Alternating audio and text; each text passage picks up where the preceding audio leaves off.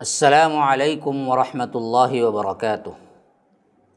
بسم اللہ الرحمن الرحیم وبہ نستعین واصلی واسلم علی رسولہ الکریم وبعد۔ محترم ناظرین و سامعین، آپ کے سامنے عقیدے کے دروس جاری و ساری ہیں۔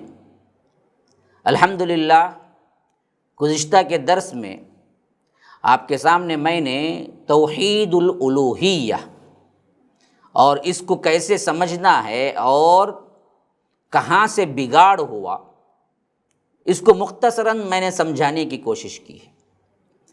لیکن ان میں جو اشکالات آج کے دور میں علماء سو نے پیدا کیے ہیں، جس کی وجہ سے عوام دھوکہ کھا جاتی ہے، اس پر کچھ تفصیلی باتیں اور باقی ہیں۔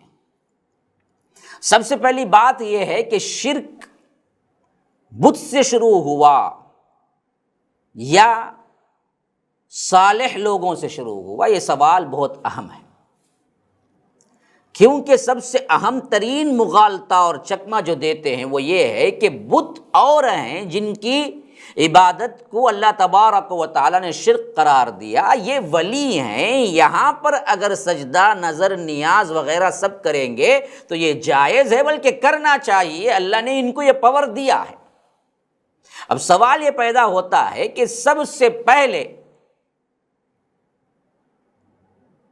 ابتدا کس سے ہوئی؟ آئیے ذرا ہم جاتے ہیں ماضی کی طرف، ٹٹولتے ہیں، قرآن سے اور حدیث سے سوال کرتے ہیں کہ یہ چیز طاری ہے یا آ کر اس چیز کو لے کر آدم آسمان سے اترے، جنت سے اترے۔ آپ ضرور کہیں گے یہ کیسی بات ہے؟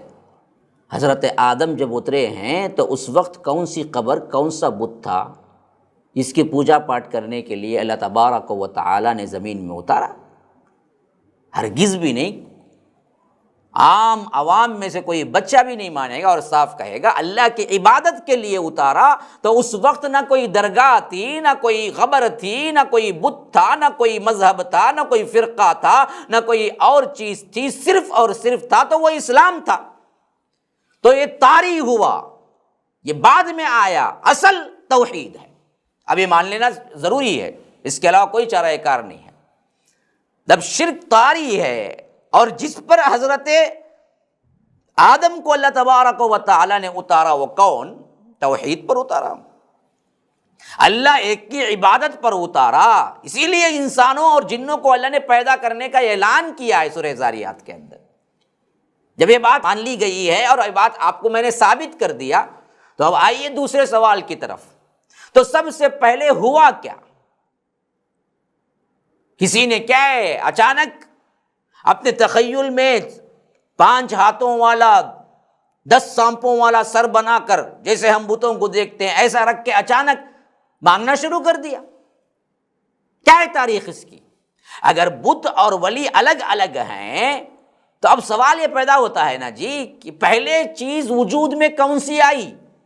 اچانک بیٹھے بٹھائی ایک شخص نے سوچا کہ میں کیا کروں، مٹی لے آؤں اور اس مٹی سے مجسمہ بناؤں اور اس مجسمے کو 5 ہاتھ دوں، 10 کیا ہے سانپوں کا سر دوں اور بھیانک ناک ایک سونڈ دوں اور بیچ میں کیا ہے بڑا پیٹ دوں۔ اس طرح کیا ہے اس نے اپنے اپنے تخیلات کے ذریعے یا کوئی دیوی بنایا خوبصورت سی، یا نہیں تو کیا ہے کوئی پلیار بنایا، کچھ بھی کیا اور رکھ دیا اور کہا کہ میں اس سے مانگوں گا۔ ایسے ہوا؟ اگر آپ ثابت کرتے ایسے ہوا تو دلیل لاؤ۔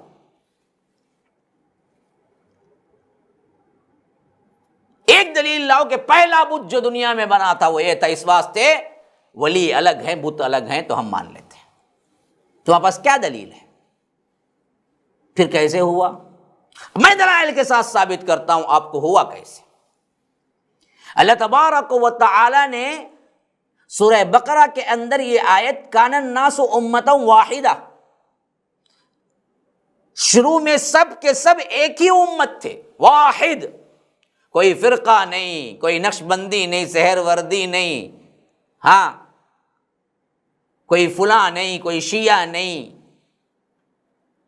کوئی فرقہ نہیں، سب ایک امت تھے۔ اب حضرت ابن عباس جو ترجمان القرآن ہے، اللہ کے رسول نے خاص دعا کی حضرت ابن عباس کے لیے کہ اے اللہ قرآن کی تاویل اور تفسیر کا علم عطا کر۔ تاویل کا مطلب سمجھ، گہرائی، بیان کرنے کا علم، تفسیر، فسر یفسر، تفسیر کا مطلب ہے بیان کر۔ علمہ التاویل، تاویل بھی دے، گہرائی بھی دے۔ وہ کہتے ہیں بخاری کے اندر کہ کان بین آدم و نوح 10 قرون کلہم علی الاسلام، حضرت آدم اور حضرت نوح کے درمیان 10 صدیاں گزری۔ قرن کہتے ہیں 100 سال کو، 10 صدیاں گزری، اور یہ 10 صدیوں میں سب کے سب اسلام پر تھے، کوئی فرقہ نہیں بنا، کوئی قبر نہیں بنی، کوئی بت نہیں بنا، کچھ نہیں، سب مسلمان۔ پھر کیا ہوا جی؟ پھر یہ ہوا کہ جب ان لوگوں کو ان کے صالحین، ان کے اچھے لوگ وفات پاتے چلے گئے، اور حضرت آدم کی بھی وفات ہو گئی، زمانہ گزرتا گیا، تو شیطان نے ان کے ذہنوں میں یہ بات ڈالی کہ تمہارے یہ بزرگ جہاں بیٹھا کرتے تھے، جہاں نصیحت کرتے تھے، جہاں تمہارے لیے واعظ کرتے تھے، وہاں کچھ نشانی رکھ دیا کرو تاکہ تمہارے آنے والی نسل ان لوگوں کو دیکھ کے یاد کرے گی کہ یہ یہاں پر واعظ و نصیحت کرتے تھے، ہمارے بڑے تھے، ورنہ تو بھول ہی جائے گی۔ تو اس نسل نے صرف کیا کیا، وہاں پر نشانیاں لگوا دی جہاں یہ بیٹھتے تھے۔ پھر اس کے بعد کیا ہوا؟ پھر اس کے بعد یہ ہوا کہ وہ نسل بھی چلی گئی۔ اب ان کی جو نسل، ان کے جو بیٹے تھے، ان کے پاس شیطان ان کے ذہنوں میں یہ ڈالا کہ دیکھو تمہارے بڑے جو تھے باپ دادا، انہوں نے کیا کیا تھا، یہاں پر دراصل ان لوگوں کی نشانیاں رکھی تھی، لیکن انہوں نے دیکھا تھا ان صالحین کو، لیکن اگلی نسل جب جائیں گی تو جو دیکھے ہی نہیں ہوں گے وہ بھول جائیں گے، تو اس واسطے ان کے تصویریں بنا لو۔ تو اس بات کو بھی انہوں نے مان لیا، تصویریں بنا دی۔ پھر بھی ان سے مانگنا، ان سے نظر، ان سے نیاز، ان سے دعائیں، ان پر سجدہ ہرگز بھی نہیں تھا۔ 2 نسلیں اسی طرح گزری۔ تیسری جو نسل آئی، ان کے ذہن میں بات ڈالا کہ دیکھو یہ تو وہ تھے جو تمہارے باپ دادا بھی تعظیم کرتے تھے، تو ان کے لیے تم کیا ہے نظر رکھو، ان کے لیے تم کیا ہے عبادت کرو، ان کے لیے تم کیا ہے ہاتھ جوڑو، ان کے لیے تم کیا ہے دعائیں کرتے رہو، ان کے پاس کیا ہے مانگتے رہو۔ تو وہاں سے فعبدت کہتے ہیں کہ وہاں سے عبادت شروع ہوئی۔ تو اصل بزرگ پرستی سے شروع ہوئی، بت پرستی سے شروع ہی نہیں ہوا شرک۔ اگر بت پرستی سے شروع ہوا تو تم لاؤ دلیل، بتاؤ فلاں آدمی تھا جو سب سے پہلے ایک بت بنایا فلاں شکل کا، یہ فلاں روایت میں موجود ہے، وہاں سے شرک شروع ہوا، تم بتاؤ۔ صالحین اور ان کی تعظیم پر ہی شروع ہوا۔ اچھا، اس سے زیادہ سمجھنے کے لیے اور واضح کر رہا ہوں، دیکھیے پھر ان کو جب الوہیت میں شریک کر کے یہ لوگ اسی طرح کے کام کرنے لگے جس طرح آج ہم درگاہوں پر اور قبروں پر کر رہے ہیں، عبادت کر رہے ہیں، کوئی جھک رہا ہے، کوئی رکوع کر رہا ہے، کوئی سجدہ کر رہا ہے، کوئی مانگ رہا ہے، کوئی ڈر رہا ہے، کوئی نذر و نیاز کر رہا ہے، کوئی پوجا پاٹ کر رہا ہے۔ ایسے ہی حالات تھے جس وقت حضرت نوح کو اللہ نے اس شرک کو روکنے کے لیے بھیجا۔ اسی لیے حضرت نوح نے آ کر یہ نہیں کہا کہ اللہ کو مانو، بلکہ کہا کہ جو شرک کر رہے اس کو چھوڑو، اللہ ہی کی عبادت کرو۔ لقد ارسلنا نوحا الی قومہ فقال یا قوم اعبدوا اللہ، اور 1 دن 2 دن نہیں، لقد ارسلنا نوحا الی قومہ فلبث فیہم 1000 سنۃ الا 50 عاما، اپنی دعوت کو لے کر حضرت نوح علیہ السلام 50 کم 1000 سال، 950 سال دعوت دی ہے اپنے قوم کو، 950 سال خالی دعوت۔ فلبث فیہم 1000 سنۃ الا 50 عاما، لیکن ان میں بہت کم لوگ اسلام قبول کیے، شرک کو چھوڑا۔ اب سورہ نوح میں تفصیل کے ساتھ ان کے ناموں کے ساتھ اللہ تبارک و تعالی ذکر کرتا ہے، جب حضرت نوح علیہ السلام کہہ رہے ہیں کہ انی دعوت قومی لیلا و نہارا، اے اللہ میں ان کو سمجھانے کے لیے رات نہیں دیکھا، دن نہیں دیکھا، ہر وقت ان پر دعوت کرتا رہا۔ دعوت قومی لیلا ونہارا فلم یجدہم دعائی الا فرارا۔ یہ بدبخت سوائے اس دعوت سے بھاگنے کے کچھ نہیں کیا، کبھی سن کے پلٹے نہیں، بلکہ پلٹنے کے بجائے، سدھرنے کے بجائے انہوں نے کہا کیا؟ انہوں نے کہا تو یہ کہا جو قرآن ذکر کر رہا ہے، انہوں نے کہا کہ نوح تم کچھ بھی کر لو، لیکن ہم اپنی قوم کو کیا کہہ رہے ہیں؟ سرداران قوم نوح نے جو کہا وہ اللہ تبارک و تعالی ذکر کرتا ہے کہ وَقَالُوا لَا تَذَرُنَّ آلِهَتَكُمْ وَلَا تَذَرُنَّ وَدًّا وَلَا سُوَاعًا وَلَا يَغُوثَ وَيَعُوقَ وَنَسْرًا۔ انہوں نے کہا کہ ہم ہرگز بھی نہیں چھوڑیں گے اور تم مت چھوڑو۔ لا تذرن آلہتکم، اپنے آلہہ کو، اپنے آلہہ کو۔ دیکھیے انہوں نے یہ نہیں کہا کہ رب کو، آلہہ کو، الہ کی جمع آلہہ، جن کی عبادت وہ کر رہے تھے، جن کی پوجا پاٹ اور جن کے لیے کیا ہیں سجدے کر رہے تھے۔ انہوں نے کہا کہ ہم نہیں چھوڑیں گے اپنے آلہہ کو، اپنے معبودوں کو۔ کون ہیں وہ؟ ود، سواع، یغوث، یعوق، نصر، 5 نام ہیں جو اللہ نے ذکر کیا، جو کہ قوم نوح کے پنجتن پاک تھے۔ یہ پنجہ جو ہے نا پہلے نہیں، بہت پرانا معاملہ ہے، وہاں بھی پنچ، آج بھی کیا ہے پنچ۔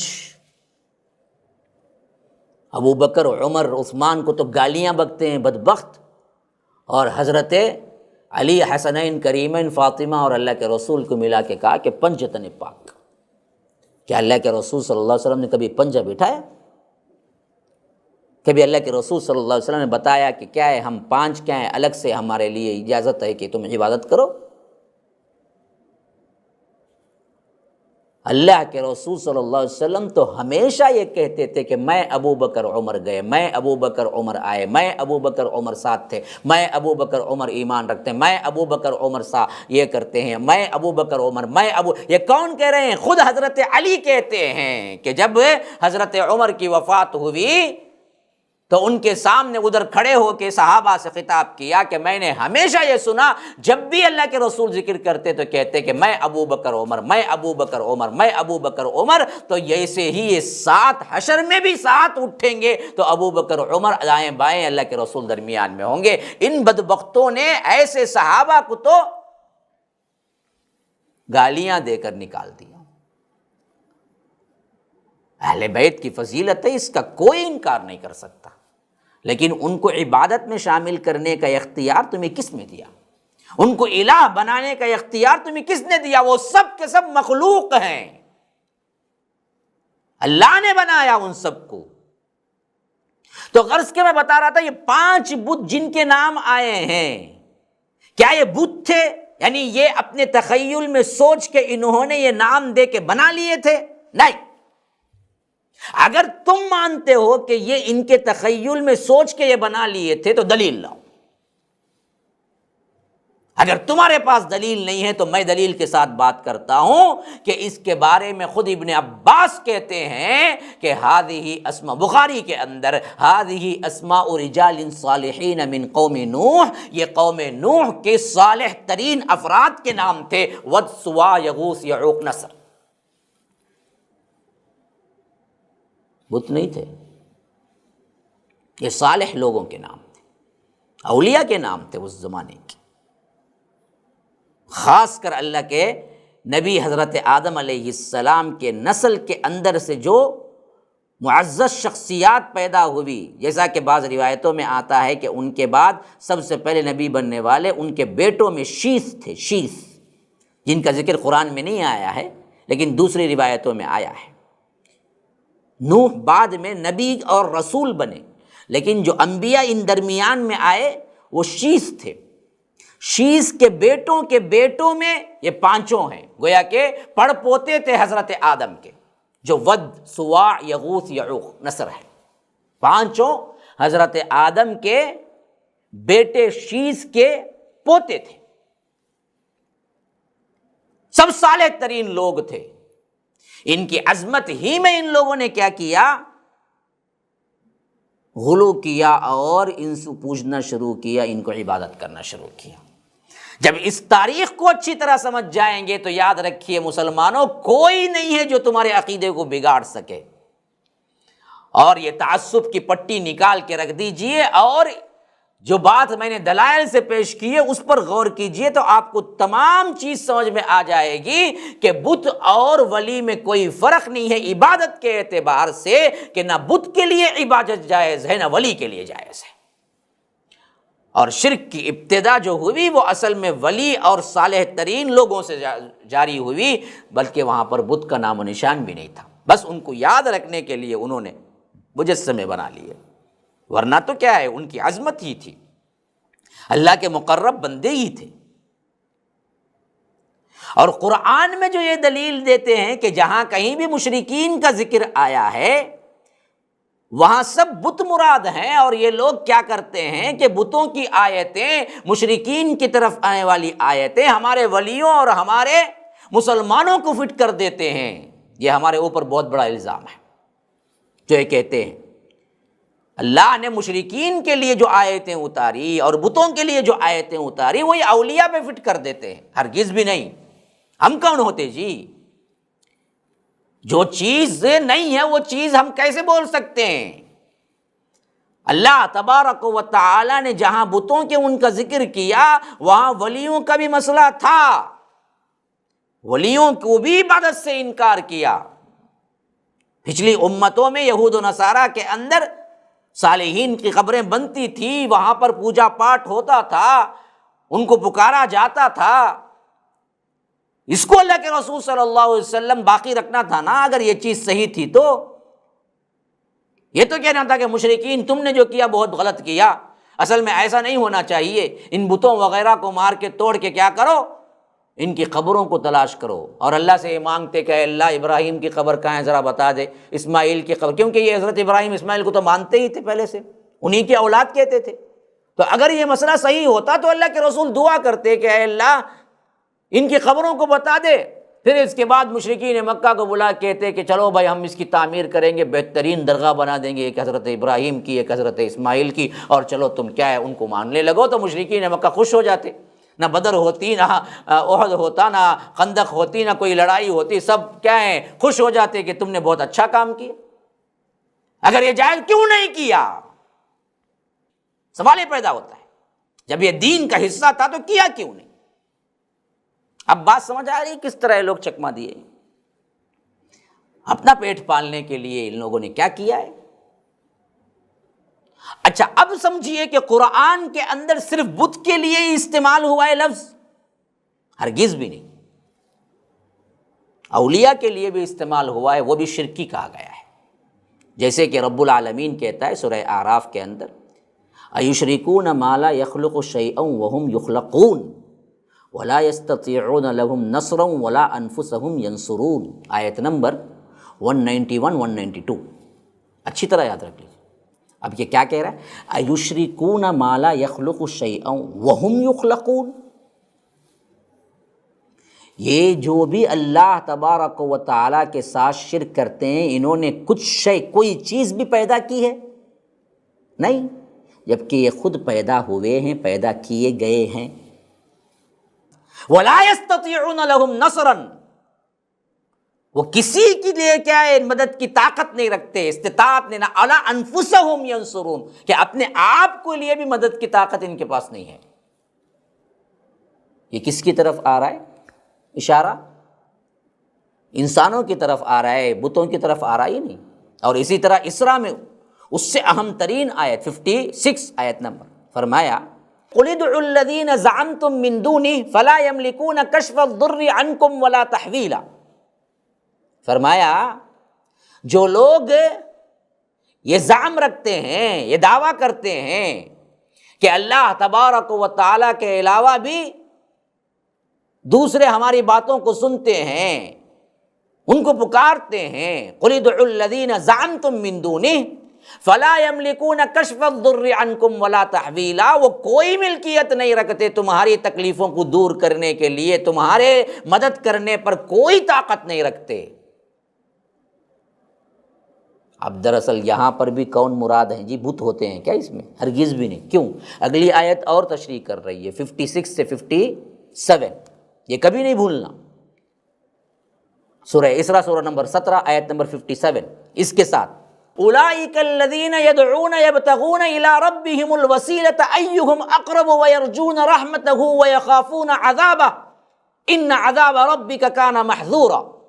اللہ کہتا ہے کہ جن کو یہ لوگ پکارتے ہیں یہ کوئی اختیار نہیں رکھتے مدد کرنے کا، کوئی ملکیت نہیں رکھتے، وہ کون ہیں؟ اولئک الذین یدعون یبتغون الی ربہم الوسیلہ، وہ خود اللہ تبارک و تعالی کے ہاں ڈرتے، دعا کرتے، اللہ سے وسیلہ پکڑتے اور کہتے ہیں کہ اے اللہ ہم میں سے کون تیرا قریب ہو جائے گا۔ بت کبھی بولتا کیا یہ بات؟ ہاں، کون سا بت ہے جس کے بارے میں تمہارا یہ عقیدہ ہے کہ وہ اللہ سے دعا کرتا ہے کہ میں قریب ہو جاؤں؟ ذرا بولو۔ صالحین اولیاء کی طرف اشارہ ہے، فرمایا کہ اولئک الذین، یہ وہ لوگ ہیں، یدعون یبتغون، دعا کرتے ہیں، پکارتے ہیں، تلاش کرتے ہیں، یبتغون الی ربہم، ان کے رب کی طرف، کیا؟ الوسیلہ، تم جس کو وسیلہ بنا وہ خود وسیلہ اللہ سے تلاش کر رہے ہیں۔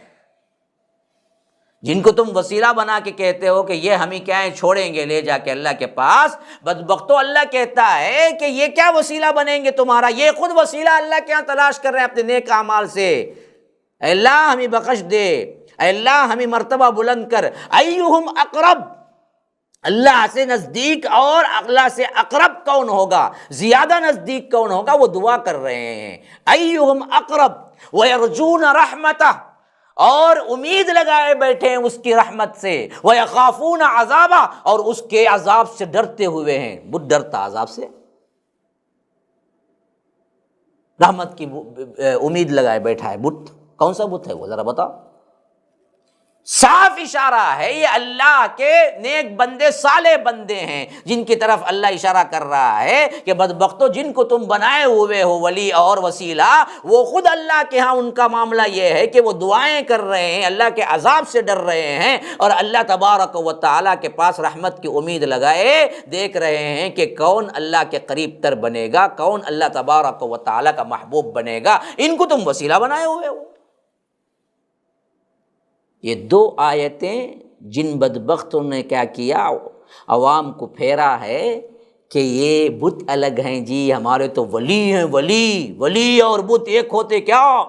یہ بیٹھ کے جو گاتا نا اس کا قلع قمع کر دیا رب العالمین نے کہ دونوں عبادت کے لحاظ سے حرام ہیں، خواہ بت ہیں خواہ ولی، کیونکہ یہ پوری آیت ولیوں کی طرف اشارہ کر رہی ہے۔ ہاں، ولیوں کی طرف اشارہ کر رہے ہیں۔ اب اس کی اور تفصیل دیکھیے، اللہ تبارک و تعالیٰ کہتا ہے کہ وَيَعْبُدُونَ مِن دُونِ اللَّهِ مَا لَا يَمْلِكُ لَهُمْ رِزْقًا مِّنَ السَّمَاوَاتِ وَالْأَرْضِ شَيْئًا وَلَا يَسْتَطِيعُونَ، جن کو تم اللہ کو چھوڑ کے پکارتے ہو، عبادت کرتے ہو،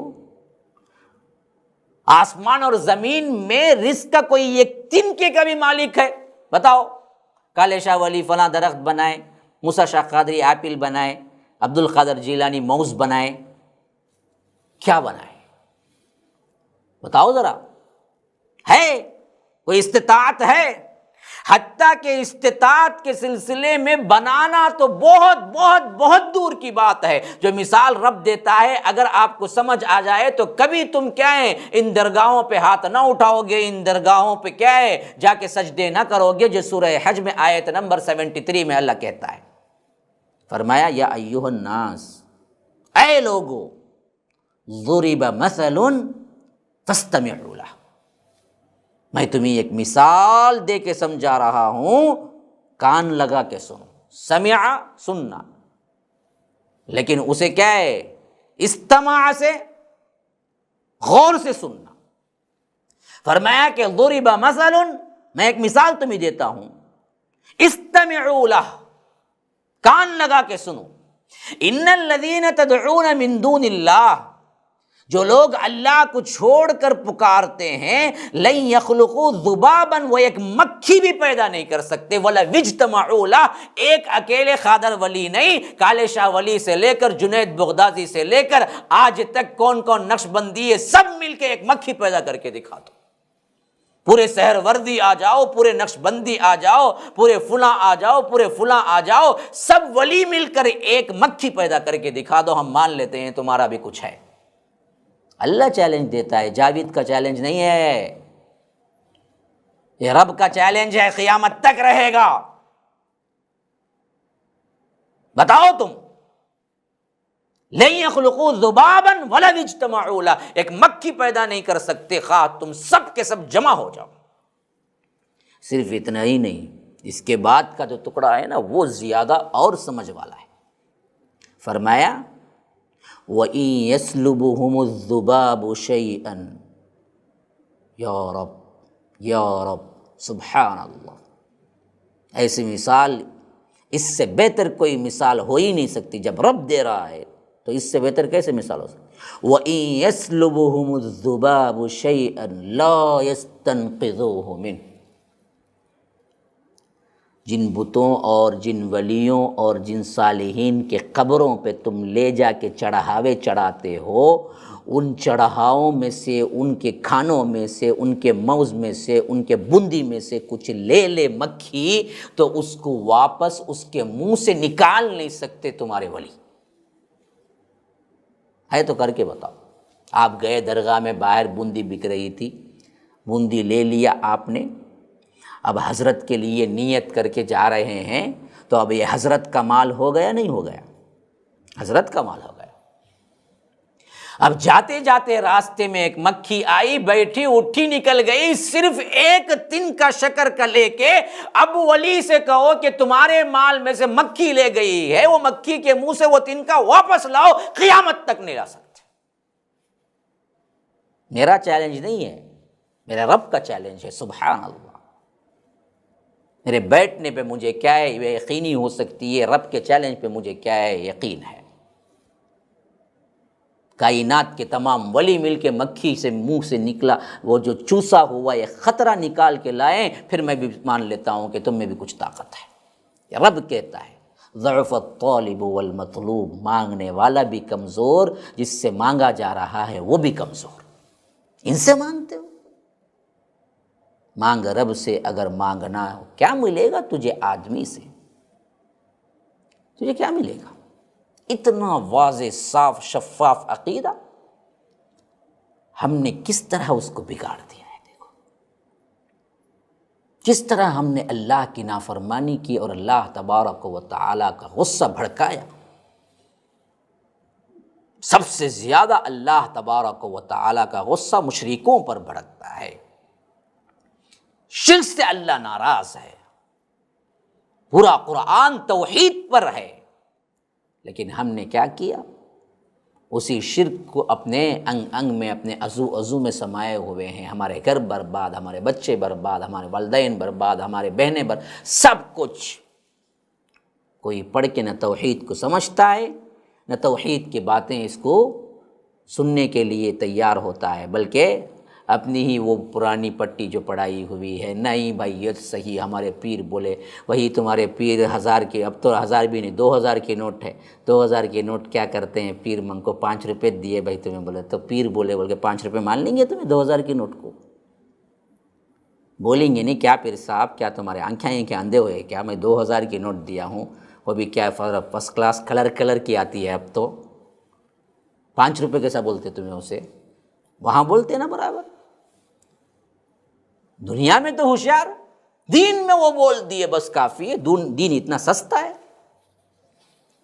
تو یاد رکھو مسلمانوں، اپنے دین کی حفاظت کرو، اپنے عقیدے کی حفاظت کرو۔ یہ ڈاکو جو ہے نا، اللہ کی قسم یاد رکھو، تمہارا مال لوٹنے والا ڈاکو اتنا بڑا نقصان نہیں پہنچاتا جو تمہارے عقیدے کو لوٹ کے ڈاکو پہنچاتا ہے، جو تمہاری دنیا و آخرت برباد کر دیتا ہے۔ اللہ تبارک و تعالی ہمیں سمجھ کی توفیق عطا فرمائے۔ اللہ تبارک و تعالی ہمیں توحید کامل ہمارے لیے سمجھنے میں آسانی عطا کر کے اس پر عمل کر کے اسی پر زندگی گزار کے اللہ تبارک و تعالی سے ملاقات تک اسی پر قائم رہنے کی توفیق عطا فرمائے۔ اگلے ایپیسوڈ تک کے لیے اجازت دیجیے۔ والسلام علیکم ورحمۃ اللہ وبرکاتہ۔